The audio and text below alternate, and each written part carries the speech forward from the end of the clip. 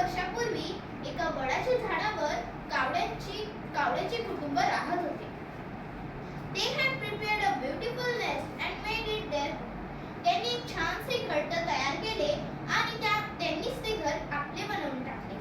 A wicked cobra lived in a hollow of that same tree. एक दुष्ट cobra त्या झाडाच्या पोकळीत राहत होता. One day the crows were very happy as a lady crow had laid eggs. एके दिवशी कावडे खूप आनंदी झाले कारण मादी कावडीने अंडे घातली होती. One evening they flew out together for food. एका संध्याकाळी ते अन्नाच्या शोधासाठी उडाले. During that period the cobra climbed up the tree and ate the little ones of the crows. त्याच काळात कोब्रा झाडावर चढला आणि कावड्यांच्या पिल्लांना खाऊन टाकला. After a few months, the lady crow laid some eggs again.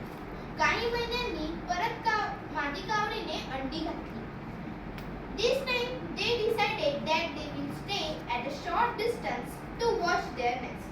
त्यांनी ठरवले होते की आपण थोड्याच अंतरावर जाऊ जिथून आपल्याला आपली घरटे दिसू शकेल. As soon as they left the nest, लवकरच त्यांनी घरटे सोडले. The wicked cobra climbed the tree, reached up to their nest and ate the little ones. ते लवकर त्यांनी घरटे सोडलं. नंतर दुष्ट कोब्रा हा झाडावर चढला आणि परत त्यांनी त्या पिलांना खाऊन टाकलं. Looking at this, the crows were very sad. हे बघितल्यावर कावळे खूप उदास झाले. The lady crow said to her husband, मादी कावडीने कावड्याला म्हणाले, It has become dangerous to stay here. इथे राहणं आता खूप धोकादायक झालेले आहे. Let us find a way to protect our children from this wicked cobra. आपण काहीतरी युक्ती शोधू की ज्याने आपली पिलं या दुष्ट कोब्र्याने वाचू शकतील, म्हणजे सुरक्षित राहतील. The crow replied, कावड्याने उत्तर दिले, I will soon think of something and promise you that we won't lose our baby anymore. मला काहीतरी विचार करू दे आणि मी तुला वचन देतो की मी परत आपल्या पिलांना गमावू नाही शकत. The next day the clever crow made a plan. दुसऱ्या दिवशी हुशार कावड्याने काहीतरी युक्ती सुचवली. He flew to nearby lake to steal a precious bracelet. तो जवळच्या एका तळ्याजवळ उडून गेला आणि तिथील मौल्यवान ब्रेसलेट चोरले. He knew that every morning the queen came to the lake with her royal servants to bath. त्याला माहिती होतं की राणी तिच्या राजशाही सेवकांसोबत तिथे अंघोळ करायला येते. When no one was watching, the crow plucked down, picked up the precious bracelet in his beak and started flying slowly. जेव्हा कोणी बघत नव्हतं तेव्हा कावड्याने झेप घेतली आणि ते ब्रेसलेट आपल्या चोचीमध्ये पकडले आणि तो हळूहळू उडायला लागला. की one of servant noticed it screaming loudly.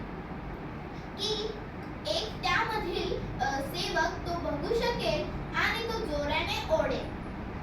The crow flew swiftly and dropped the bracelet into the hollow of the banyan tree. कावडा थोडा जोराने उडू लागला आणि त्याने त्या झाडाच्या पोकळीमध्ये ते ब्रेसलेट टाकून दिले. The cobra was sleeping inside and was not aware of this. Cobra त्या पोकळीमध्ये झोपत होता पण त्याला याची जाणीव नव्हती.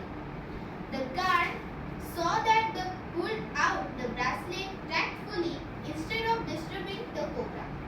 त्या सेवकांनी ते ब्रेसलेट युक्तीने काढले की ज्याने कोब्रा डिस्टर्ब होणार नाही. The bracelet was returned to the queen. ते ब्रेसलेट राणीला देण्यात आले. The guards chased away the snake into deep forest without harming it. त्यांनी त्या सापाला दूर जंगलामध्ये पाठवले आणि पण त्यांनी त्याला काही नुकसान केले नाही. Then the clever crows lived happily and did not lose any of their children afterward. त्यानंतर हुशार कावळे आणि त्याचे कुटुंब यांनी कधीच आपली पिलं गमावले नाही आणि ते आनंदाने राहू लागले.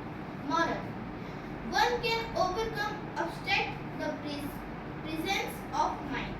आपल्या हुशार बुद्धिक्षमताने कोणतीही अडचण आपण सोडवू शकतो. A fable from Panchatantra. ही गोष्ट पंचतंत्र या पुस्तकातील दंतकथा आहे. धन्यवाद.